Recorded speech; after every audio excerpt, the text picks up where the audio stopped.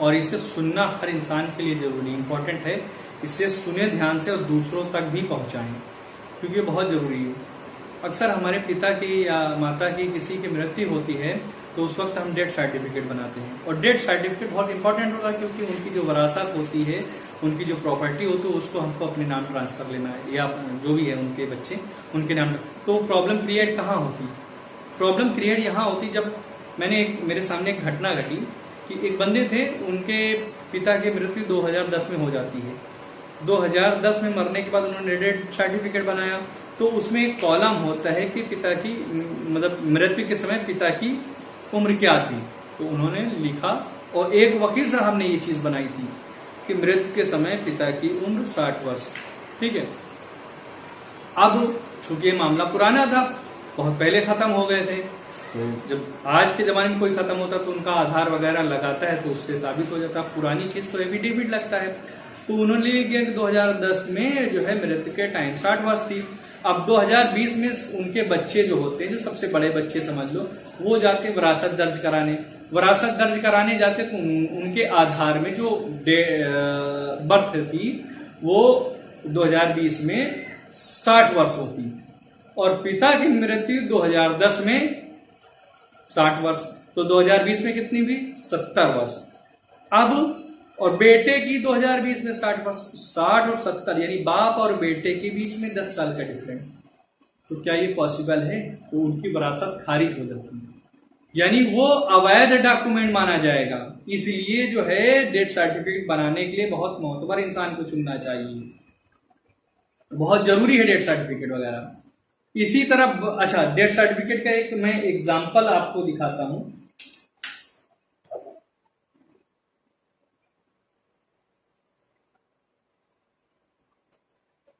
ये है मेरे दादाजी का 1984 में इनकी डेथ होती है। तो उसमें लिखा है कि मृतक की उम्र, एज ऑफ डिसीज्ड, ये 84 वर्ष। मृतक का नाम अयूब खान। तो इसी तरह क्या होता है, हमको सारा पैसेंज मंजर पता है, हमने अपने बाप के सब कुछ मिलान करके उसको बनाया, लेकिन हर आदमी ये चीजें नहीं करता है। बस देखा, बस बना दिया। हाँ, बनना चाहिए। ऐसा लगता है डॉक्यूमेंट्स होलसेल में आ रहे हैं, बस बना लिया, ठीक है, हमारे पास डेथ सर्टिफिकेट है, बर्थ सर्टिफिकेट है, हमारे पास सारी आइडिया है। लेकिन आइडिया इनवैलिड भी हो सकती है। कैसे इनवैलिड होंगी? भविष्य में या कभी भी हो सकता है कि जब भी आप बर्थ सर्टिफिकेट, इसी तरह मैं आपको एक बर्थ सर्टिफिकेट का कॉलम बनाता हूं।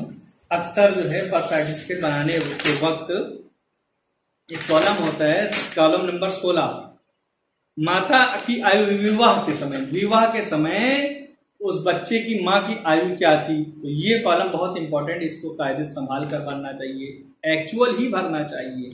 और दूसरा है माता की इस संतान की पैदाइश के वक्त एज क्या थी। तो वो चीज डॉक्यूमेंट देख के ही भरना चाहिए। ऐसा नहीं है कुछ भी भर दिया और बाद में जो है अगर इस पेपर की कभी जांच हो जाए तो तुम्हारा इनवैलिड आधार माना जाएगा, वो बर्थ सर्टिफिकेट माना जाएगा। और दूसरी गलतियां लोग क्या कर रहे हैं, हम पैदा हैं मौरावा के और हम शादी हमारी पुरवा में हो जाती, मतलब औरतों की बात कर रहा हूं, और पुरवा से बर्थ सर्टिफिकेट बना लिया, तो वो इनवैलिड है। आप जहां पैदा होते हैं वहीं से आपका जो है बर्थ सर्टिफिकेट बनेगा। मैंने मेरी माँ का बनाया, ये तो इन्होंने मौरावा की पैदाइश थी, इनकी जांच होती है, क्योंकि जब कोई आदमी 1950 में पैदा, 1970 तो उनके कोई दस्तावेज तो है नहीं, तो अब एक एफिडेविट लगता है, जो एफिडेविट के बेस पे अधिकारी जो है सर्वे करते हैं, जांच करते हैं, तब बनाते हैं। तो आपसे रिक्वेस्ट है, आप बर्थ सर्टिफिकेट वहीं से बनाएं जहां आपकी मूल पैदाइश है, क्योंकि ये अगर मान लिया कहीं जांच में आया कि आपने बना लिया और भविष्य में कोई चीज होती है, आप देखते हैं आपकी पैदाइश मौरावा की, पुरवा की बर्थ सर्टिफिकेट, तो वो बर्थ सर्टिफिकेट इनवैलिड है। तो बहुत सावधानी पूर्वक ये बर्थ और डेथ सर्टिफिकेट बहुत इंपॉर्टेंट है लाइफ के लिए। बर्थ तो बहुत इंपॉर्टेंट। अब क्या प्रूफ है, एक लड़की की जब शादी होती है उसके पास क्या प्रूफ रह जाता है कि मेरे पिता कौन है? क्यों? वो जाते साथ ही उसके हस्बैंड का नाम लगने लगता है, फलाने की बीवी, धमाके बीवी।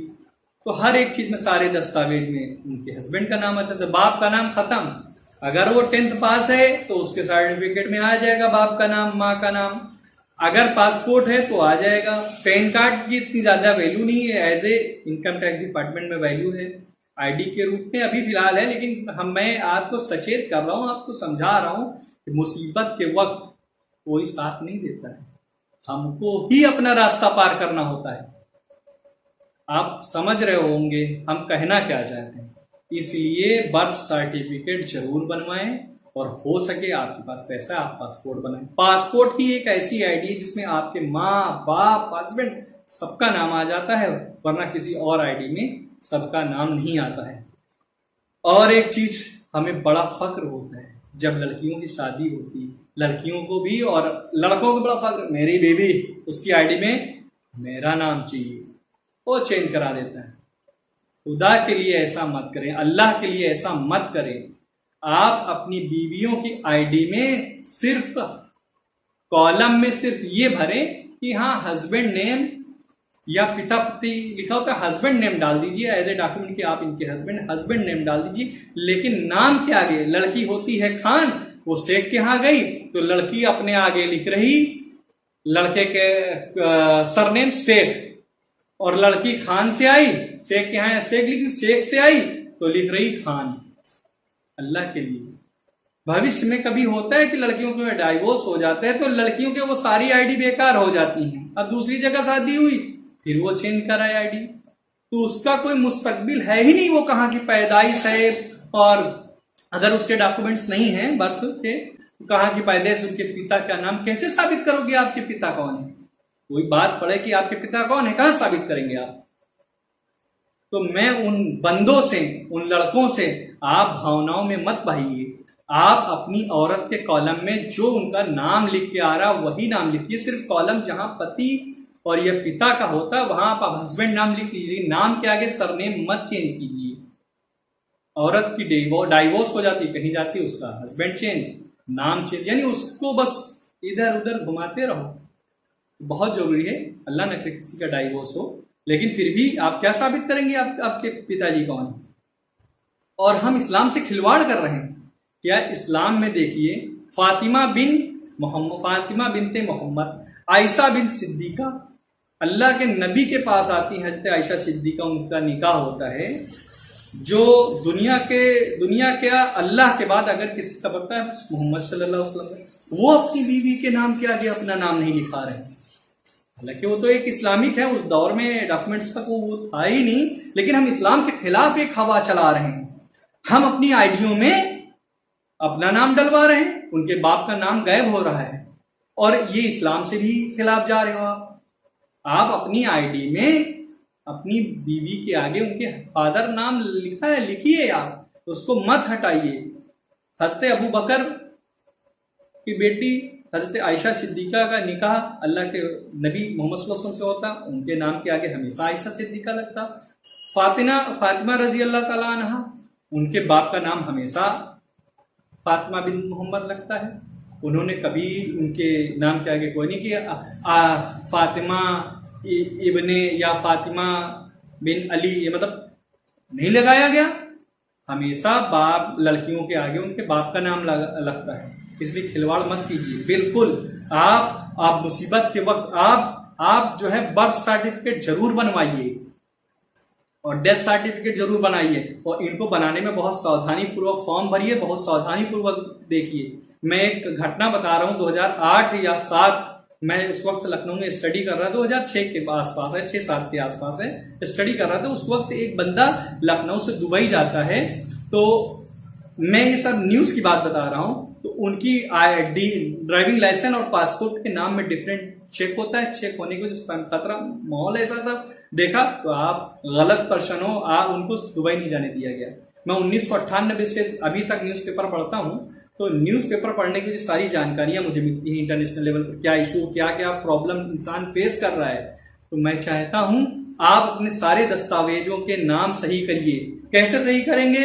आपकी आईडी में आपके पिता का नाम, अगर जैसे मैं ताज मोहम्मद हूं, मेरे आईडी में मोहम्मद शेर खान है तो मैं अपने बाप की आईडी देखूंगा कि उनकी आईडी में मोहम्मद शेर खान है, तब तो ठीक है, चलो मोहम्मद शेर का शॉर्ट मोहम्मद चल जाएगा, लेकिन शेर अहमद और मोहम्मद शेर खान, शेर अहमद बहुत फर्क हो गया। तो इसलिए आपके पिता का नाम की आईडी में जो है और आप अपनी आईडी में वो बराबर मैच करिए। स्पेलिंग मिस्टेक एक आधा चलेंगे, लेकिन ये नाम में डिफरेंट नहीं चलेगा, बिल्कुल नहीं चलेगा। तो इनको बहुत ही सावधानी पूर्वक ये अपने सिलसिले को, अपनी आईडियों को सही करिए। नाम के आगे आपके पिता का नाम क्या था, आप अपनी आईडी में वो करिए। और खुदा के लिए औरतों का नाम बिल्कुल ना चेंज कीजिए। मैं चूंकि मैं दुनिया सब देख रहा हूँ, इतने सालों से मैं पढ़ता हूँ, मैंने अपनी पत्नी के कॉलम में वो अपने फादर नाम लगाती हूँ, उनका फादर का नाम ये देखिए निज़ाम, लेकिन हमने कॉलम नेम में ताज मोहम्मद, पति का नाम यानी के आउट में लिख दिया हमने ताज मोहम्मद, लेकिन पत्नी के नाम के आगे उनके फादर का नाम हमने भावनाओं में, क्योंकि अक्सर बहुत खुशी होती है मैं अपनी बीवी के आगे अपना नाम लगा रहा हूँ, और औरतें भी खुश होती हैं कि अरे मेरे हस्बैंड का जो है सर नेम आ गया। तो बिल्कुल ऐसा मत कीजिए, इस खिलवाड़ को मत रोकिए। आपके लिए कोई आईडी नहीं, आपके फादर का नाम, अगर आपका पासपोर्ट है तब तो साबित कर लेंगे कि फादर कौन है। और दूसरी चीज, अगर आप हाई स्कूल पढ़े हैं तो साबित हो जाएगा कि फादर कौन है। बर्थ सर्टिफिकेट है तो फादर, बाकी तो औरतों के लिए तो कुछ होता ही नहीं, औरतों का नाम, नेशन सब चेंज हो जाता है। तो सावधानी पूर्वक आप करिए, भावनाओं में मत बहिए। चूंकि मैंने ये सारी हादसात में देख रहा हूँ, मेरी नजरें रहती हैं, और मुसीबत के वक्त कोई नेता कोई चीज़ बचा नहीं सकती, फिर आपको दस्तावेज बचाएंगे। मैं एक घटना बता रहा हूँ, मेरा 2007 में कोई अकाउंट नहीं था, मुझे चेक मिली थी और मैं उस चेक को पूरा घूमता, सेल्फ चेक थी, मुझे क्या मालूम कहाँ चेक, मुझे उस टाइम इतना नॉलेज नहीं था। तो उसके लिए हमारे फादर ने एक नेता को लिया, और नेता के थ्रू बैंक अकाउंट खोलते हैं। तो नेताजी कहते हैं इनका कोई तो प्रूफ हो। तो नेता बहुत पावरफुल थे, लेकिन उन्होंने उस वक्त काम नहीं करा पाए। हाँ, हमें ब्रांच मैनेजर बोला हमें कुछ तो चाहिए इनका डॉक्यूमेंट्स। तो उस वक्त मुझे इतनी फिक्र हुई कि मैं दस्तावेजों को लेकर बहुत ही सतर्क हो गया। फिर उसके बाद मैंने सारी आइडिया बनी, सबको सही किया, मैंने अपने परिवार की सब कुछ सारे सिस्टम को सही किया। तो मैं उस दिन जाना कि नेता वही काम करते हैं जब आपके दस्तावेज बिल्कुल सही होंगे, अब तो नेता काम करेगा। मैं एक और घटना बताता हूँ। मेरे जो है पिताजी एक विरासत दर्ज कराते हैं, उसमें जो है मेरे दादा की 2 औलादें हो जाती हैं। तो उसमें होता क्या है कि अब ये 20 साल से चला आ रहा, मैं पैसे देने के बावजूद मेरा काम, मैं सारे दस्तावेज निकाल कर लाया, पूरा सिलसिला दिखाया एज ए डॉक्यूमेंट की ये ऐसे मिस्टेक हुआ, तब वो विरासत सही होती है कि मेरे दादा की एक ही औलाद थी। तो ये चाहता हूं आप लोग बिल्कुल आप डॉक्यूमेंट सही रखिए, उसके बाद नेता काम करेंगे। डॉक्यूमेंट्स ही सही नहीं है तो कोई नेता, कोई पावरफुल आदमी आपका काम नहीं कर पाएगा। मेहरबानी करके ये वीडियो मैंने बनाया बहुत मेहनत से, आप इसे लोगों तक शेयर करिए ताकि ये जागरूक हों, और ये बहुत इंपॉर्टेंट चीज है।